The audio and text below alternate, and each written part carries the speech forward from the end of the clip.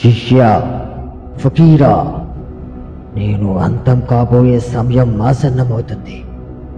కొన్ని వందల సంవత్సరాలుగా నేను దాచి ఉన్న ఈ మంత్రశక్తిని నువ్వు భద్రపరిచి ఒక చోట పదిలంగా ఉంచవలను. నేను తిరిగి మరలా 10 సంవత్సరాల తర్వాత నా శరీరంలోనికి నా ఆత్మను ప్రవేశపెడతాను.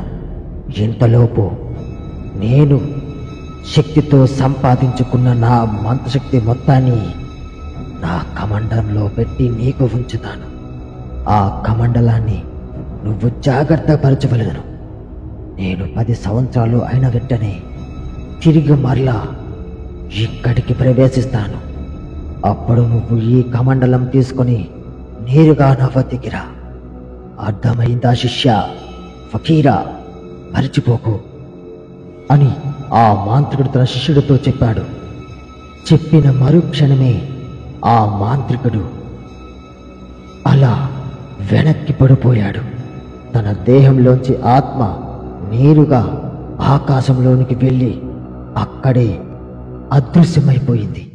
ఇది అంతా చూస్తూ తన శిష్యుడు ఒక్కసారిగా ఆశ్చర్యపోయాడు. అరే, గురువుగారు ఆత్మని చాలించారు. ఇప్పుడు తన శక్తిని మొత్తాన్ని ఈ పాత్రలోనే ప్రవేశపెట్టారు. కానీ ఏ ప్రదేశంలో దాస్తే ఈ శక్తులన్నీ నిఘంటువుగా ఉంటాయో అడగడం మర్చిపోయాను. సరే, ఏదైనా సరే మా గురువుగారు తిరిగి వచ్చేంత వరకు ఈ భయంకరమైన మంత్రశక్తిని మొత్తాన్ని ఎక్కడైనా భద్రపరుస్తాను. ఇప్పుడే ఈ చుట్టుపక్కల గ్రామాలన్నింటినీ వెతికి ఎక్కడ ఏ ప్రదేశం మంచిదో ఆ ప్రదేశంలో దాచిపెడతాను అని అనుకొని ఆ శిష్యుడు ఆ పాత్రను తీసుకొని అడవి మార్గం గుండా ప్రయాణిస్తూ వెళ్తూ ఉన్నాడు. కొద్ది సమయానికి ఇంతలో ఆ శిష్యుడికి సరిగ్గా కొద్ది దూరం ప్రయాణించేసరికి ఊరి చివరన ఒక ఖాళీ స్థలం కనిపించింది. ఆ ఖాళీ స్థలంలో ఒక గోతిని తవ్వి ఆ గోతిలో తను గురువు ఇచ్చిన ఆ మంత్రశక్తి యొక్క పాత్రని ఆ యొక్క గోతిలో పాతిపెట్టి ఆ యొక్క గోతికి ఆనవాలుగా ఒక చిన్న మొక్కను నాటి అక్కడి నుంచి వెళ్ళిపోయాడు. సరిగ్గా రాత్రి 1 గంట సమయానికి ఆకాశం నుంచి ఒక రక్తపు చుక్క నేరుగా ఆ మొక్కపై పడింది. మరుక్షణమే ఆ మొక్క ఒక పెద్ద మహావృక్షంగా మారిపోయింది. మరుసటి రోజు ఆ గ్రామ ప్రజలు నేరుగా ఊరి చివరి వద్దకు నడుచుకుంటూ వెళ్తూ ఆ చెట్టు వైపు చూస్తూ ఇలా అనుకుంటూ ఉన్నారు. అరే అరే రంగా, ఇదేంట్రా, ఈ ఊరి చిన్న ఎప్పుడు ఎంత పెద్ద చెట్టు చూడలేదు.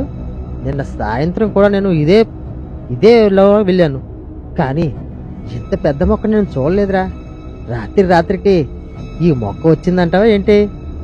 అరే ఊరుకరా, రాత్రికి ఎక్కడైనా ఇంత పెద్ద మొక్క ఒక్కసారి ఎదిగేదైతే నువ్వు చూడడం పొరపాటు అయి ఉంటది. ఈ చెట్టు చూస్తూ ఉంటే ఎన్నో వందల సంవత్సరాల నుంచి ఇక్కడే ఉన్నట్టుంది.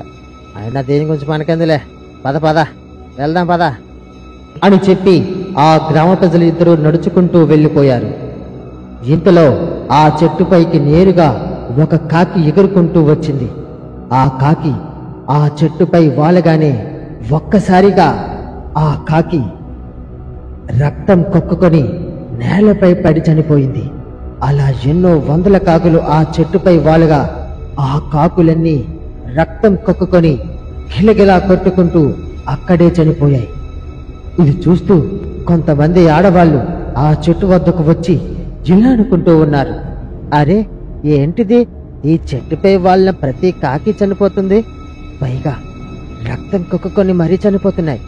ఈ చెట్టు నేను ఇంతకుముందుకు ఎప్పుడు చూడలేదు. అసలు ఈ చెట్టు ఏంటి నాకేం అర్థం కావటం లేదు. ఎక్కడి నుంచి వచ్చిందంటారు అని ఆ ఆడవాళ్ళందరూ మాట్లాడుకుంటూ ఉన్నారు. ఇంతలో ఇంతకు మునుపు నడుచుకుంటూ వెళ్ళిన ఆ ఇద్దరు మగవాళ్ళు వచ్చి ఆ చెట్టు వద్ద నిల్చొని చూస్తూ భయపడుతూ ఇలా అంటూ ఉన్నాడు. అరే రంగా, నేను చెప్పానా ఈ చెట్టు ఏదో భయంకరమైన చెట్టులా ఉందని? ఇదిగో ఇప్పుడు చూడు, ఈ కాకులన్నీ ఓ కొమ్మటిగా ఒక్కసారే ఇలా రక్తం కక్కుని ఎలా పడిపోయి ఉన్నాయో. నాకు అది అనుమానంగా ఉంది.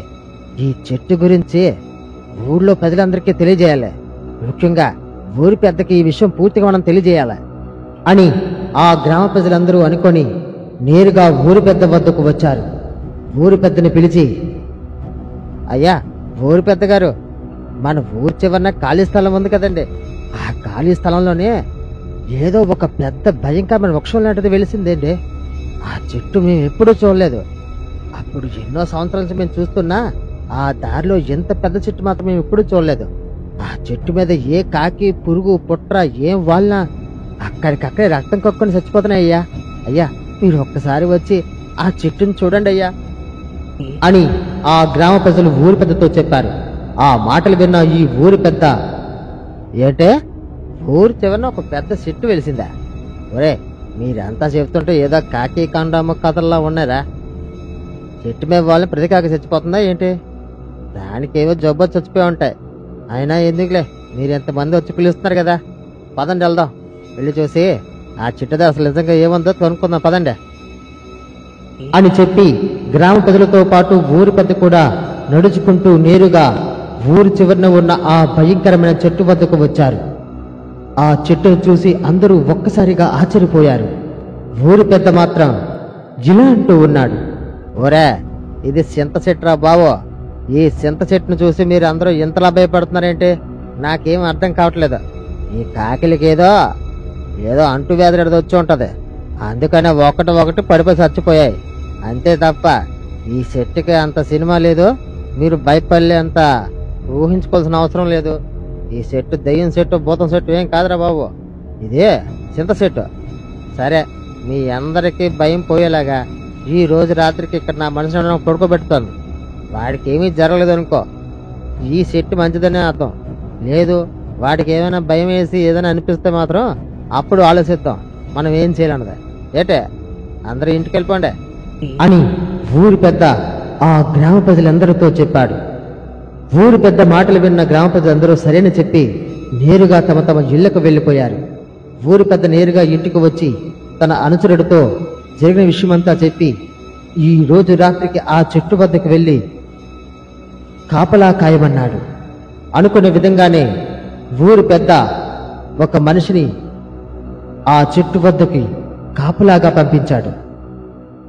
ఇంతలో ఈ మాంత్రుడి యొక్క శిష్యుడు నేరుగా ఆ గృహలోనికి వెళ్ళి ఆ యొక్క గురువు మృతదేహం ముందు నిలుచుని ఇలా అంటూ ఉన్నాడు, అయ్యా గురువు గారు, మీరు చెప్పిన విధంగానే మీ శక్తి ప్రవేశపెట్టిన ఆ యొక్క కలశాన్ని నేరుగా ఒక ఊరి చివరన పాతి పెట్టాను.